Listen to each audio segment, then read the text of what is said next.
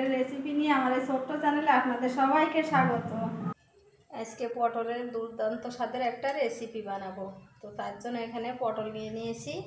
পটলগুলো আমি কিন্তু একটু হালকা খোসা ছাড়িয়ে নিয়েছি। দেখুন, একটু কিছু কিছু সবুজ খোসা আছে, কিছু কিছু ছাড়িয়ে নিয়েছি। তো প্রথমে পটলগুলো মাঝখান দিয়ে এভাবে আমি ফেড়ে নেব।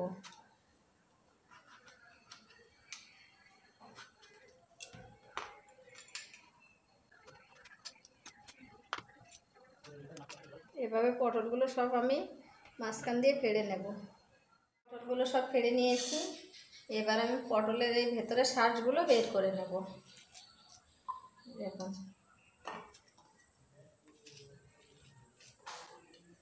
এভাবে করে সব পটলের থেকে শাঁসটা বের করে নেব। তো সবকটা পটলের থেকে শাঁস বের করে নিয়েছি। পটলগুলো আমি কিন্তু ভালোভাবে ধুয়ে নিয়েছিলাম আগে থাকতে, তাই এখন আর ধোয়ার কোনো দরকার নেই। এখন এই পটলের শাঁসগুলো একটুখানি আমি এই কাঁচি দিয়ে চাকু দিয়ে এভাবে কেচে নেব।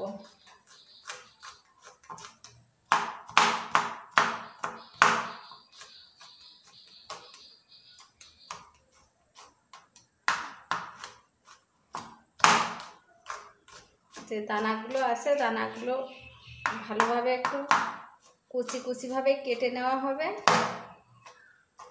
দুটো পটল একটু হলুদ হয়ে গেছিলো, তো ওর ভেতরে শাঁসগুলো আমি এর ভিতরে দিইনি, আলাদা রেখে দিয়েছি।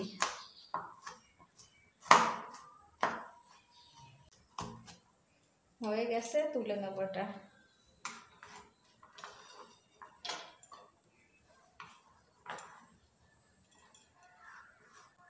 তো বন্ধুরা, ভিডিওটা একটু স্কিপ না করে শুরু থেকে শেষ পর্যন্ত দেখতে থাকুন। আশা করি ভিডিওটা খুবই ভালো লাগবে। ভিডিওটা যদি ভালো লাগে একটা লাইক কমেন্ট এবং শেয়ার করবেন, চ্যানেলটিকে সাবস্ক্রাইব করবেন। যারা যারা ফেসবুক থেকে দেখছেন পেজটিকে ফলো দিয়ে আমার পাশে থাকবেন। তো আমি এখানে নিয়েছি মুসুরির ডাল, ভিজিয়ে নিয়েছি। 2 ঘন্টা মতো আগে ডালটা ভিজিয়ে রেখে দিয়েছিলাম। এখানে একটা বাটি নিয়ে নিলাম মিক্সার।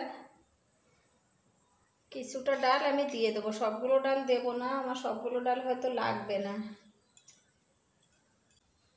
দিয়ে দিচ্ছি আদা,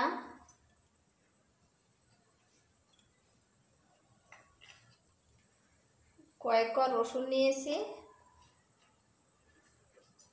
আর দিয়ে দেবো কাঁচা লঙ্কা। সবগুলো একসঙ্গে ভালো করে একটা পেস্ট বানিয়ে নেব। ডালের পেস্টটা হয়ে গেছে। এখন আমি দিয়ে দেবো এখানে কয়েকটা চিংড়ি মাছ, আর একটু পেস্ট করে নেব। চিংড়ি মাছ দিয়ে আবার একটু পেস্ট করে নিয়েছি। এখন আমি এই পটলের ভেতরে যে শাঁসটা ছিল ওর মধ্যে দিয়ে দেব।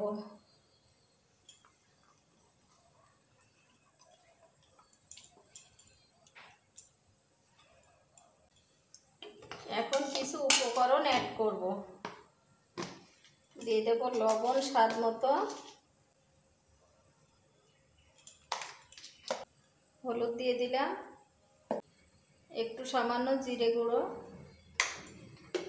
গোলমরিচ গুঁড়ো একটা ছোট চামচের 1 চামচ, আর দেব সামান্য একটু শুকনো লঙ্কার গুঁড়ো। এখন দিয়ে দেব পেঁয়াজ কুচি।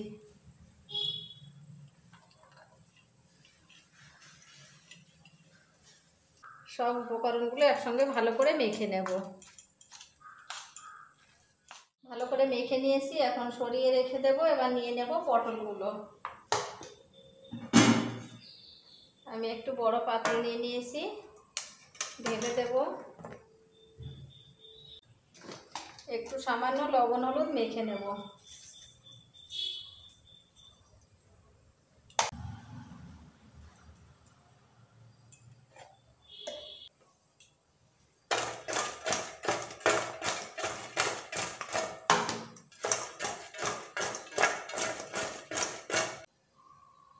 এখন পটলের মধ্যে পুরটা ভরে নেব।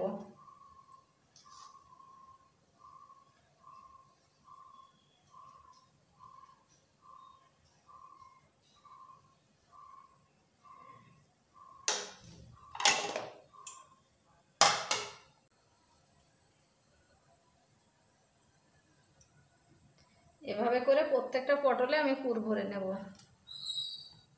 বন্ধুরা, সব পটলের পুর ভরা হয়ে গেছে। এখন এগুলো ভেজে নেব। ভাজার জন্য কড়া বসিয়ে দিয়েছি, কড়াতে তেল দিয়ে দিচ্ছি।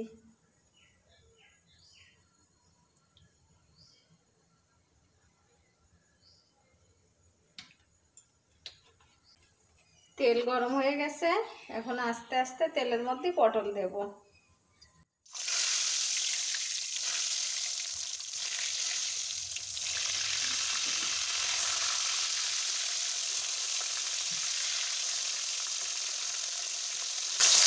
গ্যাসের আঁচটা একটু মিডিয়ামে দিয়ে পটলগুলো ভেজে নিতে হবে। পটলগুলো এবার আমি উল্টে দেবো।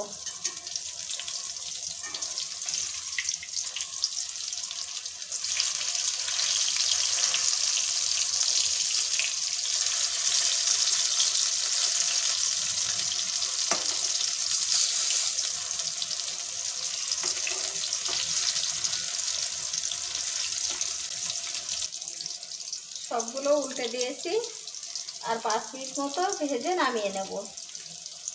5 মিনিট হয়ে গেছে, খুব সুন্দরভাবে ভাজা হয়ে গেছে। এখন আমি তুলে নেব।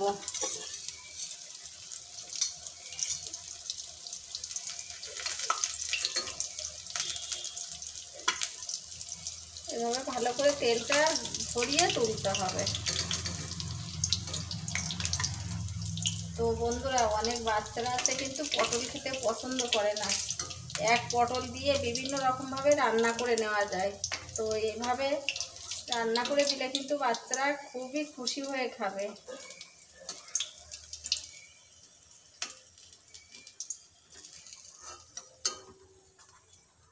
বাকি পটলগুলো একইভাবে ভেজে নেব। তো বন্ধুরা, সবগুলো ভাজা হয়ে গেছে। দেখুন কি অসাধারণ লাগছে দেখতে, খেতে কিন্তু দারুণ দারুণ টেস্টি। এইভাবে পটল ভাজা যে একবার খাবে সে স্বাদ ভুলতেই পারবে না। তো আপনারা একবার হলেও এভাবে বাড়িতে পটল ভেজে খেয়ে দেখবেন, অসাধারণ লাগবে। গরম গরম ভাতের সাথে জাস্ট জমে যাবে। তো ছেলে মেয়েদের যদি এভাবে একবার পটলের এই রেসিপিটা বানিয়ে খাওয়াতে পারেন, বারবার বানাতে বলবেন।